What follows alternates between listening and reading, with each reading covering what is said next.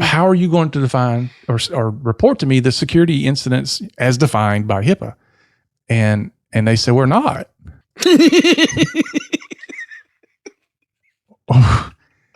What? Wait, but your business associate agreement says you are.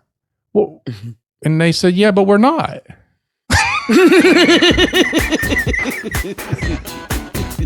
You're listening to the Help Me with HIPAA podcast, where HIPAA and humor collide to make learning fun.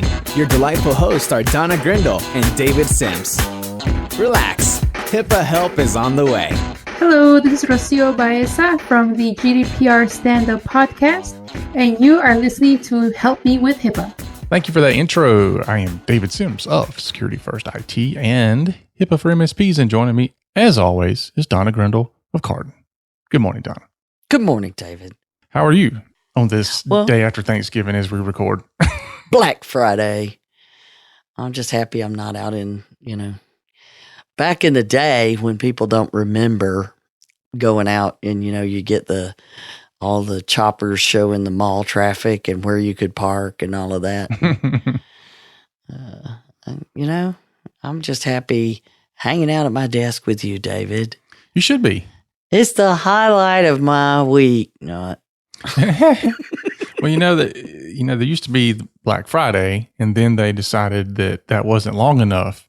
So let's tie it into Monday. Then it was Cyber Monday. Yeah. Now it's Black Friday, Cyber Monday, but really it's just all the same. Yeah. But then they backed it up. So we can't go any further past Monday because now it's Black Friday to Cyber Monday. It's all one shopping event. But now they've backed it up. Now Black Friday starts Thursday afternoon, which is confusing.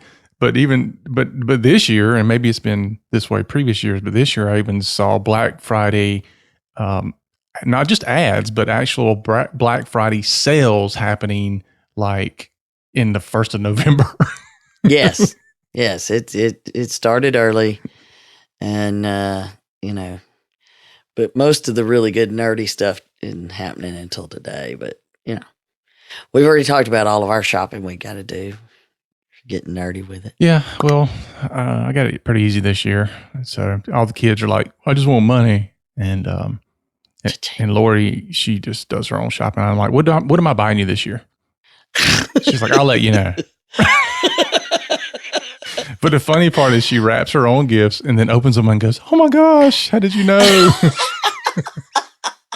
So the funniest part is I'm surprised when she opens her gifts. Not her. But do you buy your own? Yeah. I don't do too much. I get things as I need it during the year. Yeah. So when it comes Christmas time, I'm like, I don't really need anything. I don't want anything.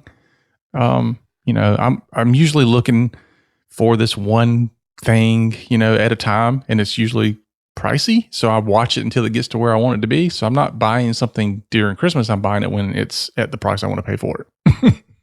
Exactly. That's my guy. Yep. All right. Well, let's get this going because I can't wait to hear you go off. Because it's Black Friday and you got to go shopping. Yeah. Well, I have heard you rant about this topic for 2 weeks, and that's why we're turning it into a podcast. Yeah. Because I was sick of hearing you. Are you? No. I was fixing to say you chew this up and eat it more than I do. I know. It was driving me crazy too. Yep. So in today's episode, we're going to talk about what's in your BAA. I need to get the dude to say that. I wonder if I send him a message. Can you do the what's in your wallet thing? Just change to BAA. See if Jennifer Garner will do one for us. There you go. Yeah, I'll go out personally and record it. Moving along. So anyway, before we dive into that, anything you want to bring up about the end of the year? HIPAA boot camp. Yeah. We have official dates for the first HIPAA boot camp, and the second one we don't know about yet. Yeah, we do know one. Mm-hmm. We do know that this will be in the first half of 2020. We will have one. And in the second half of 2020, we will have another one, but we are in discussions to do that. somewhere west of the Mississippi. Cool. So, what are the dates, David? The dates will be March 24, 25, and 26 of 2020. Isn't that weird? Yeah. Seems like just yesterday we were starting a new century, and now we're 2 decades in. Yeah. So anyway, Okay. if you want to Get your information at thehippobootcamp.com. David needs to make sure he has it all on there. And yeah, I need to do that. So mhm. you have to set up the other stuff. Yeah, I do the money part. You do your part. Yep. It's a deal. Speaking of money part, thanks for all those people who are supporters of the podcast. Yes, if you want to support the podcast, you can do so. You can head on over to our website at helpmewithhippa.com, and there is a donate button somewhere on the page. It's at the bottom of every page, and it's on the side of some pages. Look, it's the way we roll. So, But we are moving off of Patreon because we were really bad at managing it. yeah, but plus there's also more hoops that somebody has to jump through to, Yeah, there's a lot of hoops. To donate. And this was so much easier. yeah. So Because some people are like, hey, man, love the podcast, like to give you a little bit of money. And you're like, okay, do this. And they're like, I don't love it that much.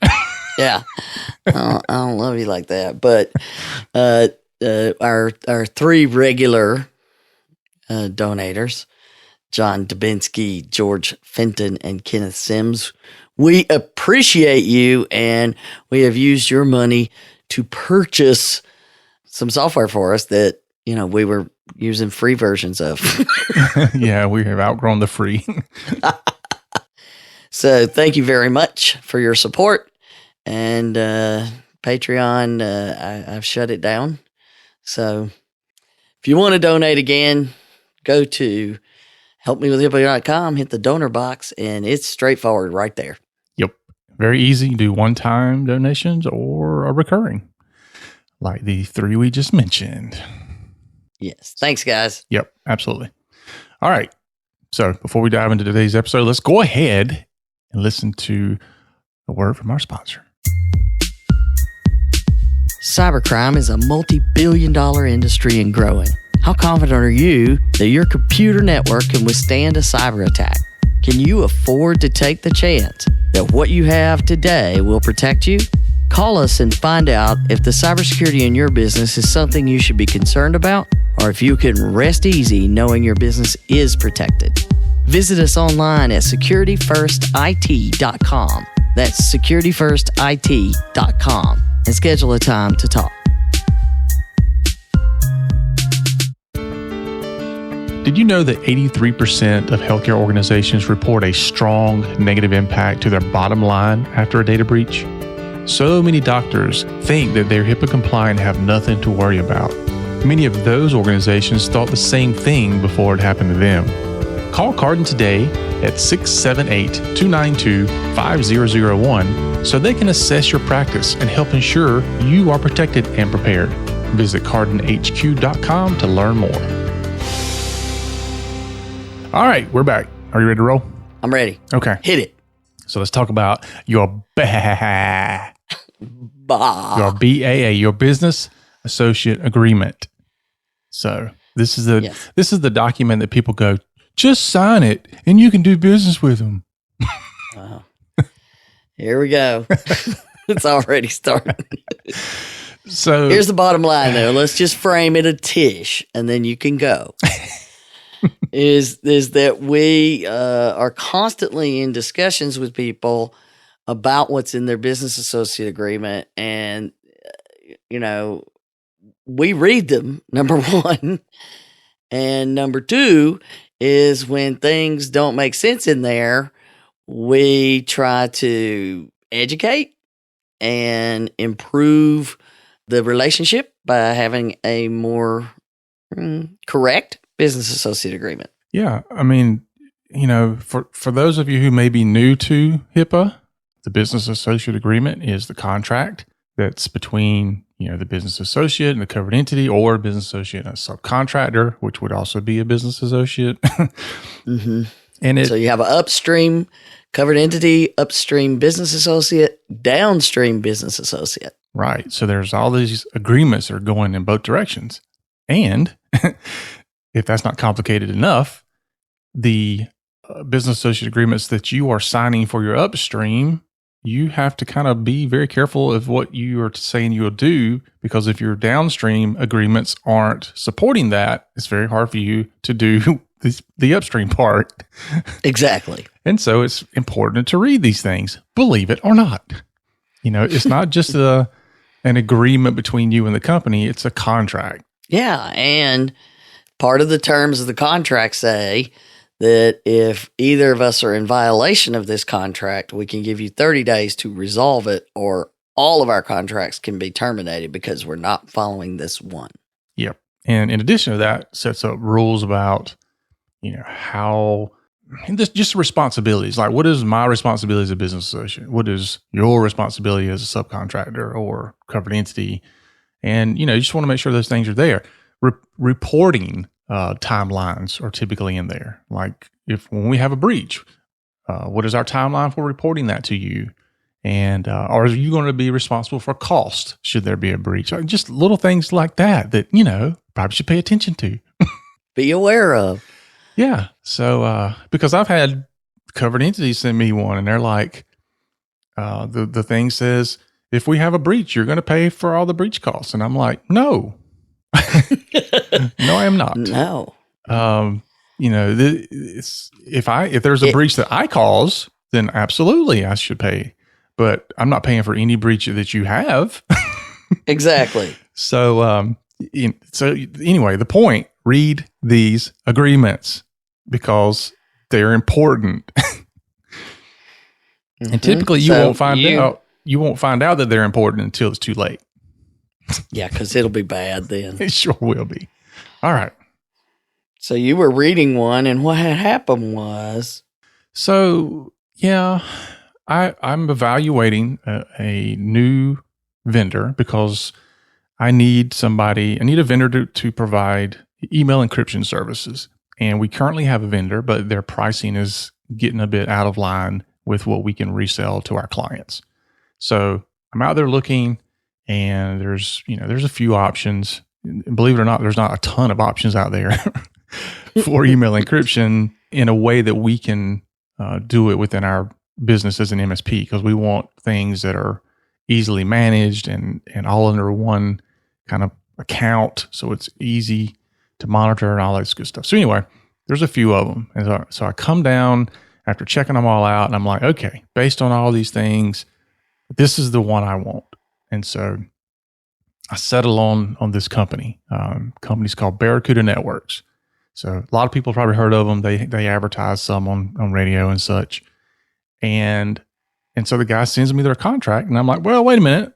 Before we go any further in this relationship, pause. I want to make sure we have protection before we get into bed. I knew it was coming. Okay. All right, moving along. So send me your business associate agreement so I might review it, please. And so guy was like, cool, we'll do it. And a few, day later or so, I get an email from some council that they have, which I thought was interesting that they couldn't send it out. They have to have council send it out. But okay, I mean, it's a contract. So, okay. He sends me the thing to sign. And so I read it. Yes, the 4-letter word. I read it. And then I find some issues with it. And I'm not alarmed because it's not unusual for me to find issues with the business associate agreement. And as you stated in the opening, I will educate the person on the issues that I have found. And so let's talk about the issues that I found. And then we'll talk about why this has even become a rant. Uh-huh. Okay. So I'm reading through it, and the first one I run across says that, and I'll just paraphrase it. If you want to go to the show notes, you can see all the other juicy stuff. But it says that me, as a business associate, I will notify them, the subcontractor, of any kind of limitations in my notice of privacy practices that might, affect them from doing their job. All right. So I stop and I said, can't do that kind of hard to do that since NPP is not something that I would have as a business Right. So associate. it's written as if you're a covered entity. Yes. So I'm like, okay, most likely this document, I'm guessing, this is complete assumption, this document was probably initially written for a covered entity, and they just took it and they modified a few sections and said, okay, this is the one for our covered entities and this is the one for our business associates. I'm assuming that might be what happened. And so that's why there's this error there. Mm-hmm. Okay. Fair enough. And that is definitely an assumption in their favor, because the other side of my brain is not buying into that assumption. But I'll just take that. Okay.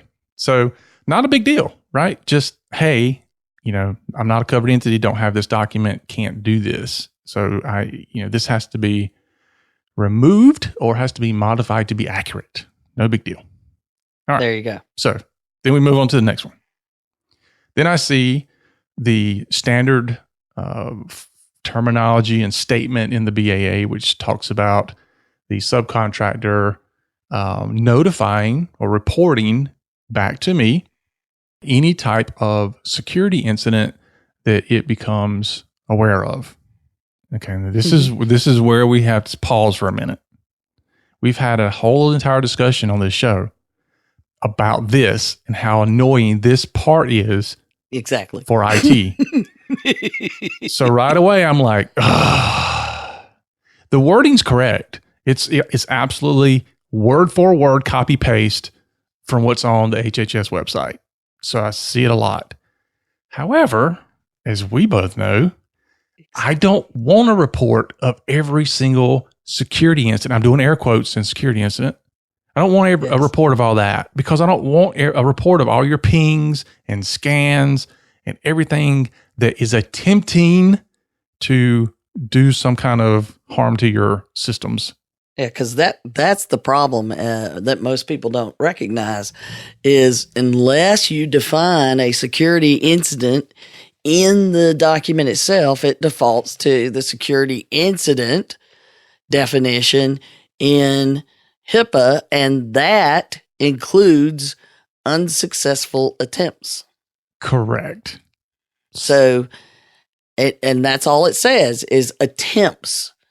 So by definition, if somebody is doing failed, like brute force attacks, those happen constantly, where they're just trying to log in, and you've got things in place and you see them. Pings, they're looking to see if your network answers, or they're scanning to see what ports are open. That's all day, every day. Mm-hmm. Yeah. So as it's defined in HIPAA, I would need to tell you about all those unless I define a security incident more specifically. Correct. Thank you for telling me I was correct. So, like I said, again, the wording is completely fine, except for the fact that I'm like, okay, if you want to go that route, you can do that, but that's open up a whole lot of extra work for us both. So, exactly. As we typically do, I say, why don't we add something to this? Like, leave that there, but up under it, let's add another paragraph, which then breaks this down into a more reasonable and appropriate statement. And I won't go into that, but basically it says, if it's a successful security incident, you'll let me know. Otherwise, I don't need to know about it. Well, yeah, it's usually some sort of stipulation that we know that these things that are not successful are happening all the time. You don't have to tell me about those. But if it's a serious attempt that's unsuccessful, I do want to know. Right. So I offer the wording up. Word for word. Like, here it is. Copy paste. Just like you did the rest of it. Okay. So that was my suggestion there. And then as I read down further, I'm like, okay, cool. Everything else looks good until I get to the very bottom. And I scratch my head and I scroll back up to the top and then I scroll back down to the bottom. And I'm like, okay, what's wrong with this? And that's when I noticed that in the signature section, the place where the business associate is to sign, which would be me, is already filled in with Barracuda Networks information. And I'm supposed to sign under the subcontractor side. Which is opposite of what the business relationship really is. Right. So, the reason I scroll back to the top is because the very first paragraph states who's the business associate and who's the subcontractor. So then I scroll back down. I'm like, okay, well, this doesn't match. Okay, I don't understand why, but it doesn't match. So, okay. So just take, my suggestion was take the word subcontractor and business associate and swap them. There you go. Just swap those two words around. That's it. So I got to do, right? Mm-hmm. Yep. So easy peasy. So we got 3 different suggestions here. We've got, I can't provide an NPP because I don't have one to provide. So, that needs to be changed. Let's define these security incidents a little better so that it helps us both out. And then lastly, give me the ability to actually sign the document properly. Yeah, it's a legal document. Let me make sure that what I'm entering into here, because this is very big liability when we look at how, the supply chain's being hit and, vendors that you would never think were hit are hit. You're looking for these guys to protect email, which is under constant attack. There's a million reasons you want to make sure that liability is clearly defined. Absolutely. Yeah, because they got deeper pockets than you. If you can send it to them, send it to them. Yeah. Because your upstream contracts are requiring things from you, and they don't know what's in all your upstream contracts. Right. Anyway, I'm done now. Go ahead. So anyway, that was my email to them. It's very nice. It was, and it was not, snarky like I can be. I know I did check because I expect snarky from him. I was like, what did you say? Yeah. Show me exactly what you said. No, it was very cordial and all that. It was just, honestly, I just wanted to get through the process. Look, just, change these few things and then we're good to go. Yeah. Okay. But here's the response I got back. and I'm just like, are you serious right now? So the response I get back from that is, hi, David. I was waiting on a response from our legal to confirm. All right. So the guy's waiting on the legal team. And it goes on to read, our BAA is standard across our thousands of partners. We do not change any of our contract terms across any of our agreements. I apologize that the terms don't match your needs. Good day. It's a very polite FU, right? I'm like, what? Let me get this straight. Okay. Your business associate agreement, the legal contract that we've been talking about, has mistakes in it. And when I bring this to your attention and to the attention of your legal team, your response is, nobody else has a problem signing this, and we not going to change it, and you can either sign it or go away. Seriously, dude, that is your response. Yes. So thus starts the problem. That's when I get some cryptic, I hate BAAs. Sick of BAAs. And honestly, it floored me because I was like, really? You're not even going to change the signature section? I know. I can understand you saying I'm not going to change the contract wording. I get that. But I'm not going to correct the incorrect signature statement area. And look here, let me get this completely straight. Take it any way you want to. I could give a crap less how many thousands of people have signed your incorrect BAA. Because we know all day, every day, people are signing those things and never reading them. So that is not a defense for being stupid. Not in our world. No. All right. Wow. And is it that not? And that's just the beginning of the story. Okay. Yeah. So it goes on. So finally, I get an actual legal counsel person that's involved, and they're like, okay, thanks. Because my response to that email was basically, yeah, I can't sign this.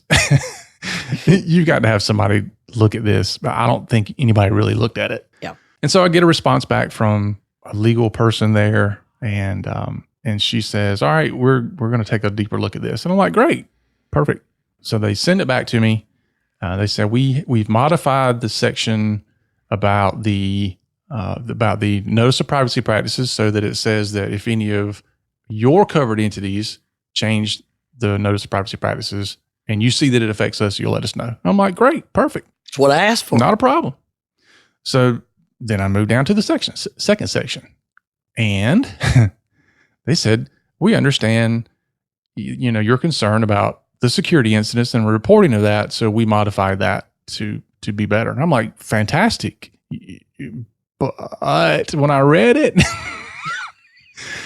they didn't add anything to it to define what a security incident is. Instead, they just removed the part that said that they would report on any security incident. Yeah. Now I'm not going to do anything. And so now it doesn't match the requirements of HIPAA. Right. Because that's gone. That's a required element. So I'm like, oh, man, really?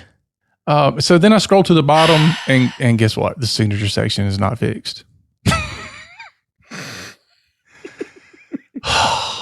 All right. At this point, I'm like, dude, I'm going to start charging them for my time. Because now I'm giving consultations, right? This is switched from, doing you a favor to now I'm consulting. So I send this back and I point out those things, thanks for fixing number 1. You completely baffled me with removing wording of number 2, and number 3, yeah, you didn't touch it. And so,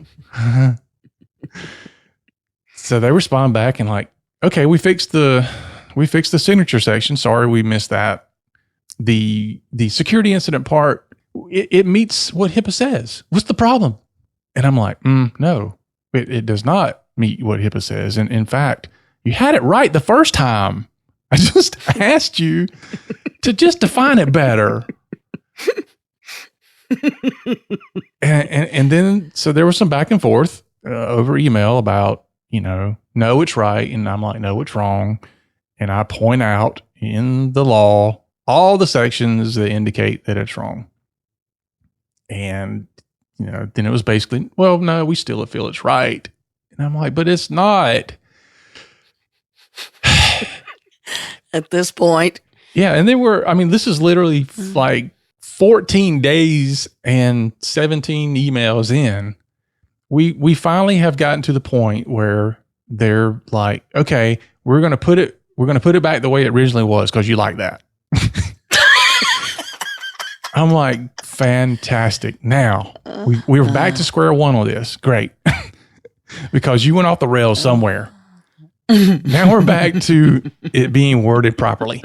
The only thing we have to deal with now is either defining it better, or please tell me how you're going to report the thousands and thousands and thousands of security incidents, the unauthorized and unsuccessful attempts. The attempted. Right, the attempted stuff. Yeah. How are you going to report that to me? Because I'm going to have to probably hire extra people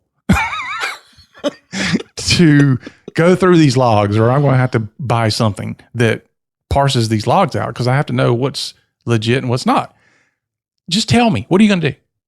And they said, here's our policy. Our policy is we'll report this stuff to you when we decide that it's a security incident, as they define it, not as HIPAA defines it. And I'm like, well, thanks for sending me your policy that has nothing to do with what I'm asking you here.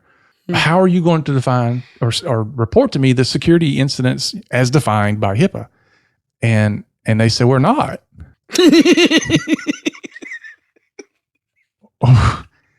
What? Wait, but your business associate agreement says you are. Well, and they said, yeah, but we're not.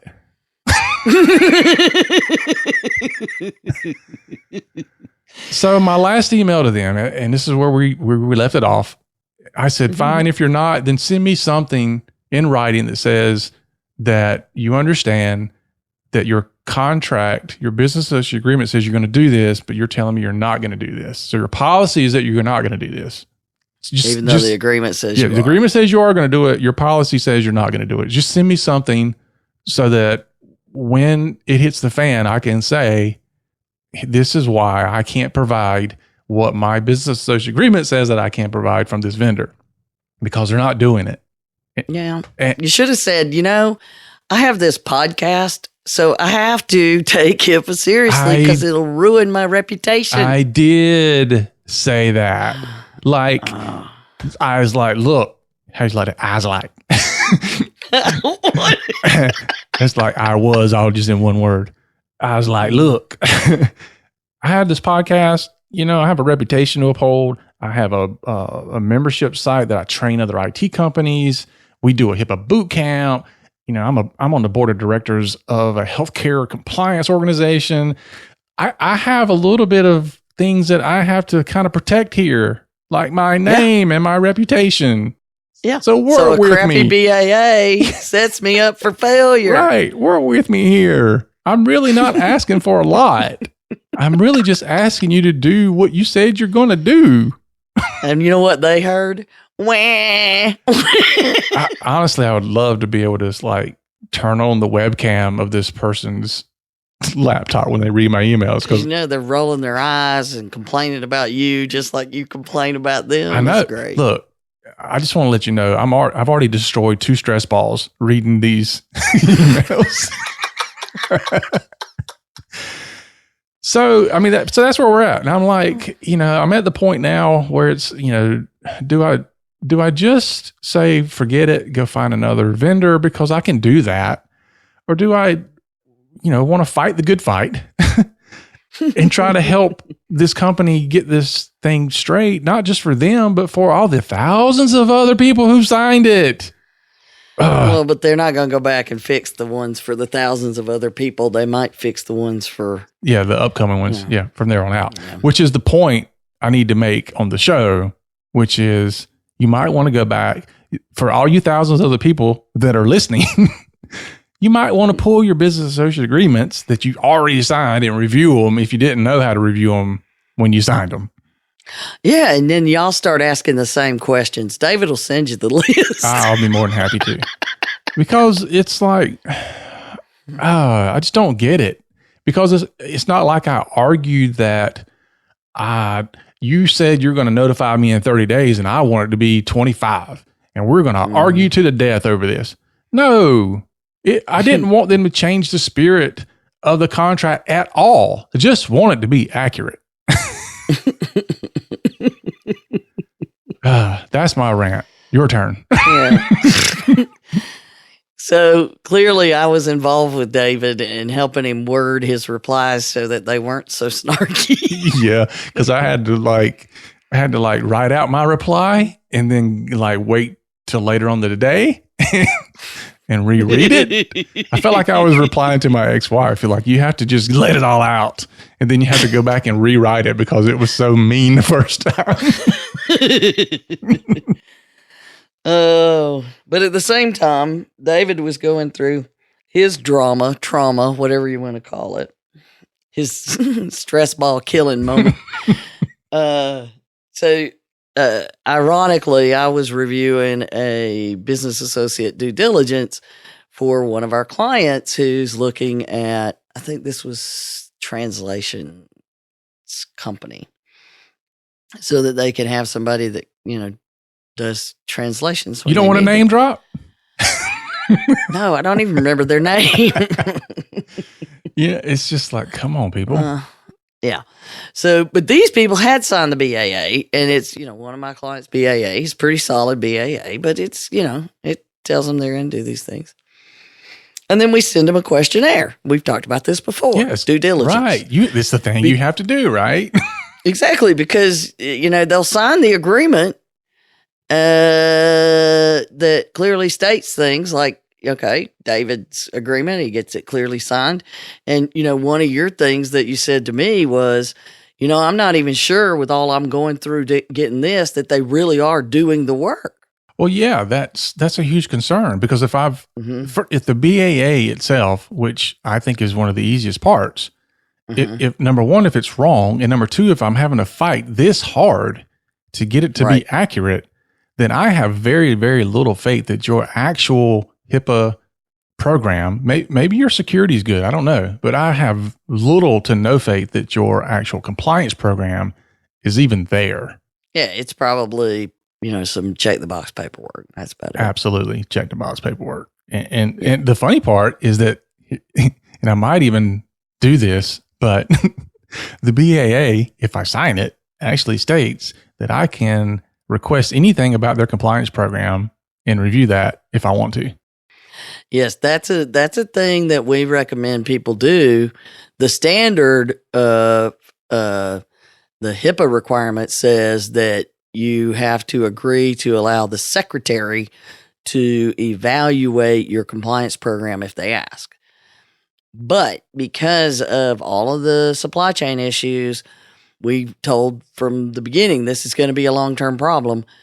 We had them add to their contracts, lawyer speak, however they choose to word it in there, but that it says, or us, not just the secretary, not just HHS, but we can ask. And it's just the same terminology, but I want to be able to ask and be able to get that information. So yes. Yeah. So there's a chance that I will sign the BAA just so I can grab that information and further investigate, let's say.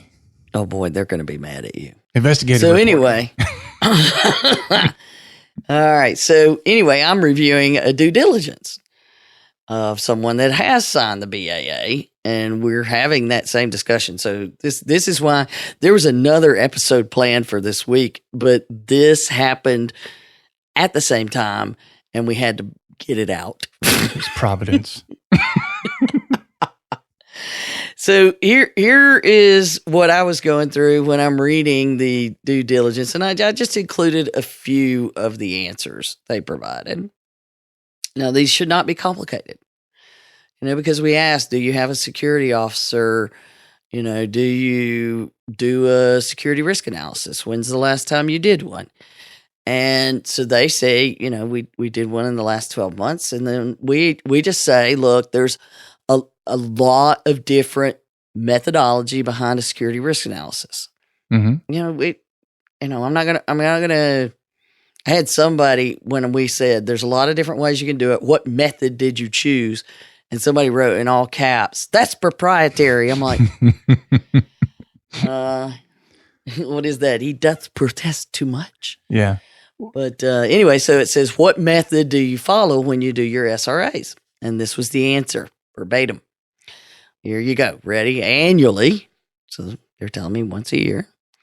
We review all applicable regulations, including HIPAA, PCI, and other industry requirements. The control is tested and the maturity of the control is documented. The residual risk of the control is documented in accordance with our predefined risk scores. Results are shared with senior leadership for approval of mitigation or acceptance of risk. Okay. So what method do you follow? Okay, but here right away, we review the applicable regulations. So what does that tell you? They're pulling the requirements and checking the box to see if they are doing the compliance steps. Mm-hmm. So mostly it's a gap analysis. Sounds like it. Sounds like a gap analysis. We did a whole episode. Is it a gap analysis or is it an SRA? Mm-hmm. It's not a risk analysis if all you're looking at is, are you doing compliance things? Mm-hmm. Because that's redundant. If it says you're doing a security risk analysis and all you're doing is saying check. Yeah. Because I'm doing it right now. And it's important to say too that the business associate due diligence is kind of like the interview process for hiring somebody. So like the BAA is like their application. And so you look at the application, you're like, oh, it says you did this and you worked here and you have these skill sets. And then the interview process is when you start digging into, well, it says that you have these skill sets. Let's talk about that. Or it says you've worked at this other place here before, and let's talk about that. So you're looking for do these two things match? Does the interview of the person that you're talking to match what's on paper.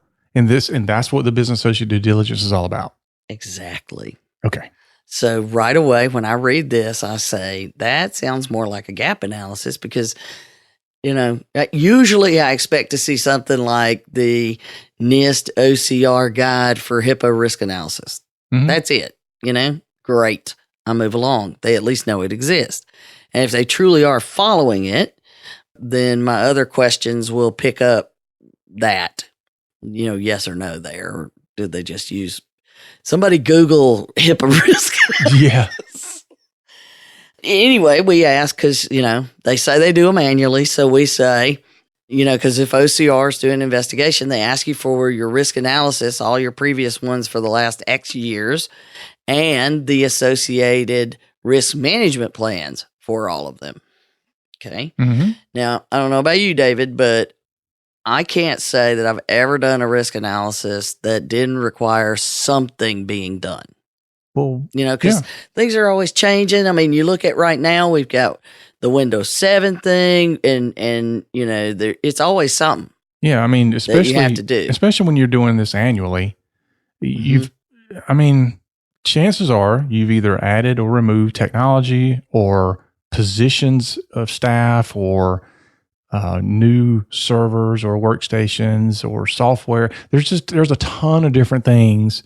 You've added a new location. The other thing, they only do it annually. So that tells you they don't even understand that, the security risk analysis, you're not supposed to just do annually. You're supposed to do it annually or when business and when business issues.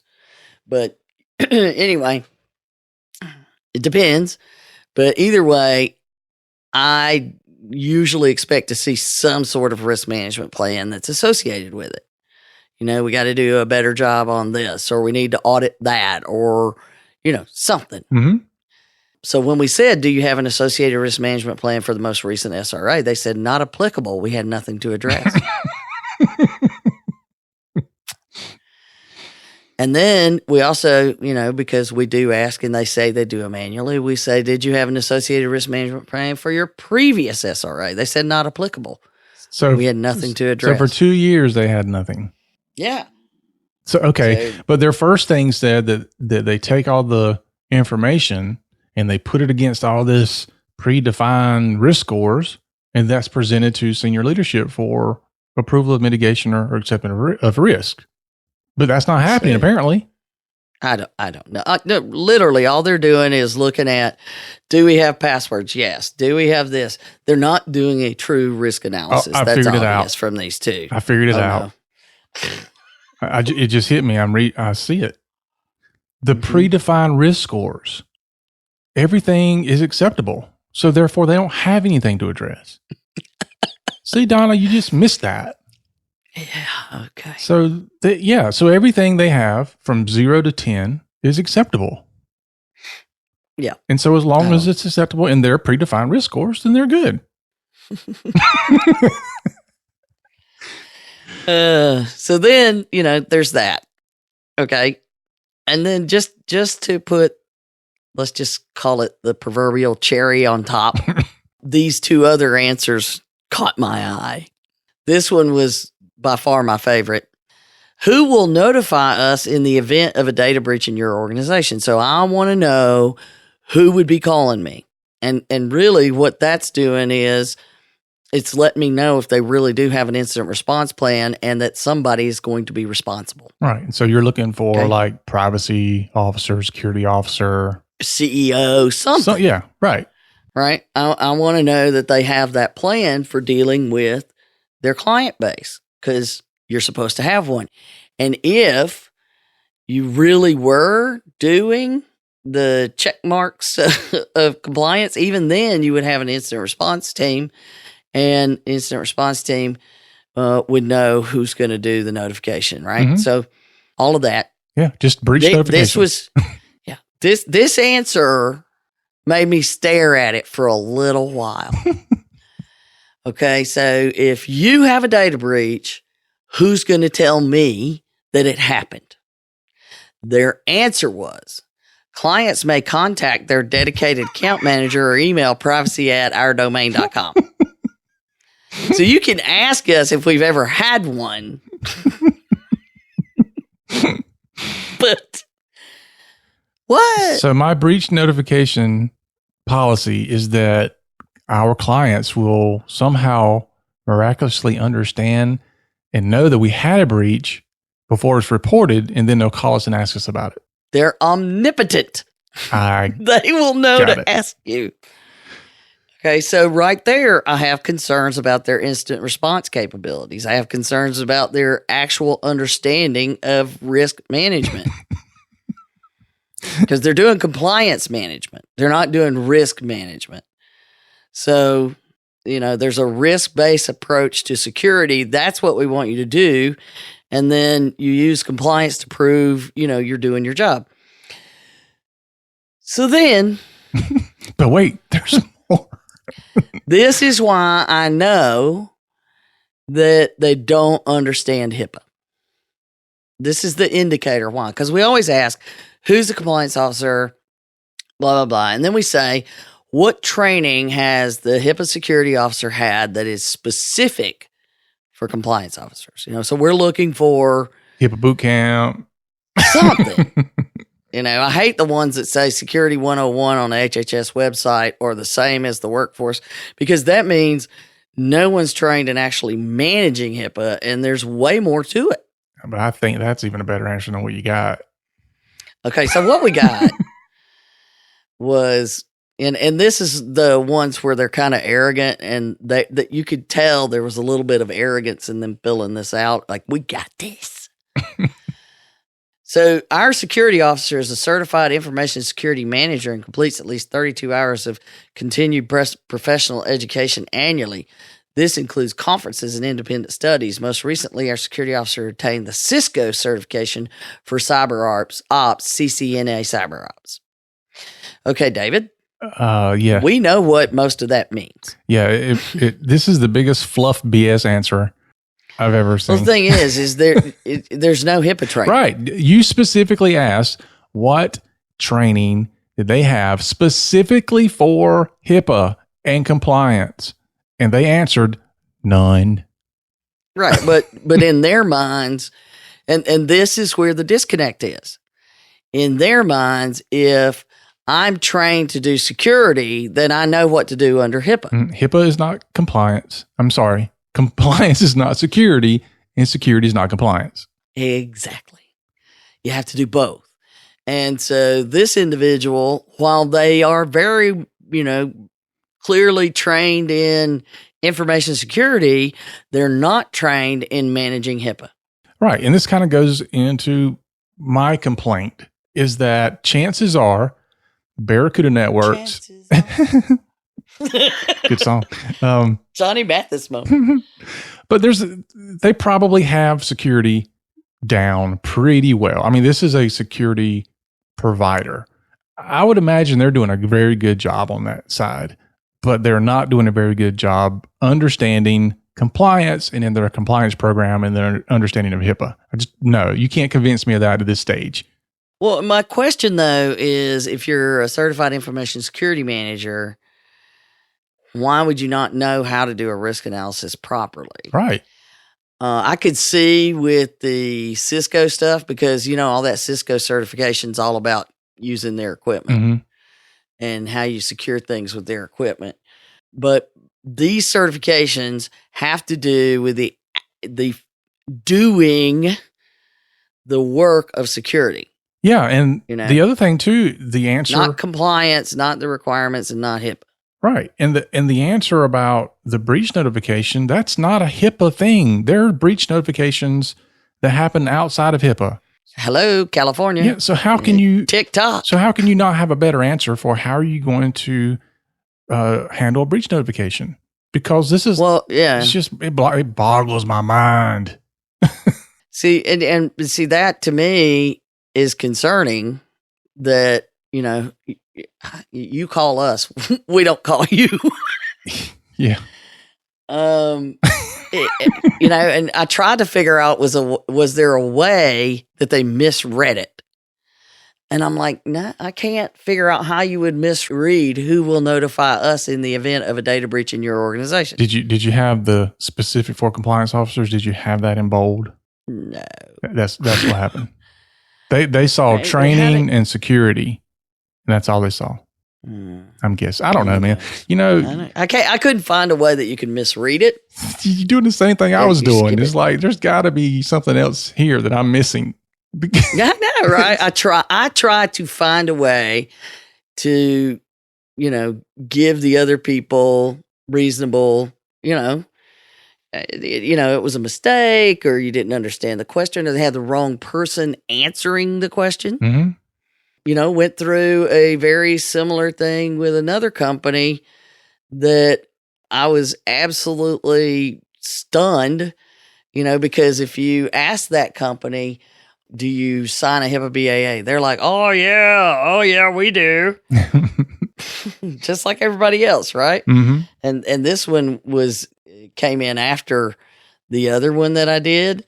And it was, unfortunately, it was a company, one of our clients was going to do this social media thing where, and this is like a hot thing for everybody to do, that you send out to people to get them to complete reviews, right? And so you send this out after a patient's seen you, and you get this little review. I get them.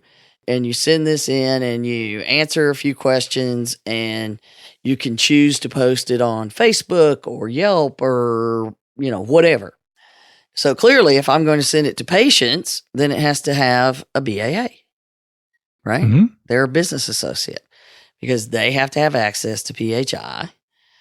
So I'm just going to share with you because I sent some questions in because, this guy's trying to find an appropriate company. He's a consultant. He's trying to find an appropriate company for them to use. And so they said, when we ask about HIPAA, they were the first answer was, our database resides with Heroku, who utilizes AWS. The database is encrypted at rest, and we limit access to the database on principle of least privilege. And they made sure they told me PLOP meant principle of least privilege. If you'd like to find out more about Heroku, offers a HIPAA compliance statement on their site. Attached is our BAA for use between you and your business. Okay, so everything about that sounded weird. Mm-hmm. So I said, okay, let's just ask a few very basic questions. Pretty straightforward. So I went and looked at this tool, Heroku, and it resides on AWS and blah blah blah. But on their website, just like on AWS, these things meet HIPAA requirements, not these other products. So they listed, here are the products of ours that meet HIPAA requirements. So we ask, which one of these do you use? Wouldn't that be a good thing? Yeah, logical. And we said, you provided a BAA, but have you entered into a BAA with Heroku? And do you do regular HIPAA training with your staff? That seemed pretty straightforward, right? Mm-hmm. 3 questions. The answer to those questions, number 1, do you use one of the HIPAA products? We do not use any of these at this time. Okay. Have you entered into a BAA with them? We have not entered into a BAA with them. Do you do regular training? We are actively working on a company-wide HIPAA compliance initiative. That would be no. But we're going to give you a BAA that we suggest you sign with your clients because it's on you. So again, this is why you have to ask questions because, if you ask this company, oh yeah, we do HIPAA. Mm-hmm. No, you do not. Mm-mm. And the other part that's scary is that when you're dealing with bigger organizations, most people think, look, they've got their crap together. They've got attorneys on staff. They've got thousands of other people who do business with them in the same way I want to do business with them. So it has to be okay. And, well, yeah, that's what they always say. And it's not. It's often not. I feel that the smaller companies have got it together better than the bigger ones. In a lot of cases, yeah. Um, But again, you look at our Halloween episode, and we talked about then that the IT companies, we have all of these dentist office. So, we do clearly know what we're doing. oh yeah. Yeah. That's another problem. Yeah. So you can't just, everybody always tries that with me. They have been in healthcare, or they do all of these others, or, they'll sign a BAA. No. Got to ask some questions. Yeah, absolutely. So there you have it. We have now vented. I feel so much better. Deep breath. Let it out. Yeah. I mean, honestly, in my case, I really do hope that this turns around and I'm able to get what I'm asking for, which is just, an accurate BAA. I mean, I want to do business with these people and I want their solution and I want to sell it to my client. I think what they have on the solution side is fine, but I've got to get this other stuff. If I weren't in the position I'm in and know what I know, I probably would have signed it once they, of course, fixed the signature section. But clearly no one ever made them do that either. No, but I honestly think that people that are in the know, they read this. If they read this, they probably see this and they go, okay, cool. Everything looks good, because they're not going to know these problems with paperwork. it. Right. And that's what everybody treats it like. It's paperwork. Yet it's setting the liability for my company and impacting all of my clients. It is not just paperwork. No. And it reminds me of a time when it's actually this year, I brought in a law firm in our local area. And so I gave them my business associate agreement and I gave them my managed services agreement. The business associate agreement, they were like, rock solid, love it, signed it. The managed services agreement, we had this drafted by an attorney and paid a lot of money for it. But they still came back with a page full of things that they wanted addressed. Because I'm dealing with a law firm. What do you think? They're not going to just take it. They're just. But what's interesting is they didn't touch the business associate agreement. No, didn't touch that at all. It's great, which of course is great. I understand how to draft that. Now with the managed services agreement, a little different story. It's like 17 pages long. But anyway, the point is, being a law firm, they're going to take it seriously. They're going to look at every single dotted I and crossed T to make sure it makes sense. And even then, they're probably going to push back on it because they're a law firm. But they may not do HIPAA, so they said, we're going to assume he's a HIPAA guy. Maybe. But the reason I bring it up is to say, they push back on my contract the same way I'm pushing back on this BAA. It's because I know so much about it, I'm able to pick out the things that they need to address. If I didn't know those things, probably would have signed it with the other thousands of people who signed this bogus contract. And the reason I say it's bogus is simply because of the signature section. They're signing the agreement as the wrong person. And if something goes sideways, if I were Barracuda, I'd be like, not my fault. I don't need to do that for you because you're supposed to do it for me. You signed it as I know, right? The subcontractor. But anyway, I digress. What are you going to do? Well, hopefully this week we can nail it all out, iron it all out, whichever, nail it down, do something. I'm nailing Jello to a tree at the moment. So. Well then, I'm all done. I thought I was. Having PTSD. Right? All right. So that's our show for today, folks. Thanks for listening. Share it out. Hey, share it to people at Barracuda if you know them. Or OCR, who cares? So remember to follow us and share us out on your favorite social media site. Rate the podcast and heck, even throw a couple dollars our way. Who cares? We'll use it. We'll use it for my counseling I'll have to have for doing this stuff. Anyway, for Donna and myself, remember that HIPAA is not about compliance. It's about patient care. You've been listening to the Help Me with HIPAA podcast, hosted by Donna Grindle and David Sims. The show created to help you with HIPAA. For more information or to ask us a question, visit our website at helpmewithhipaa.com. Neither Donna Grindle or David Sims are attorneys, and they do not offer binding legal advice concerning regulatory compliance. The information in this podcast should not be relied upon or construed as legal advice in any way. Consult your attorney for legal advice concerning compliance with HIPAA regulations.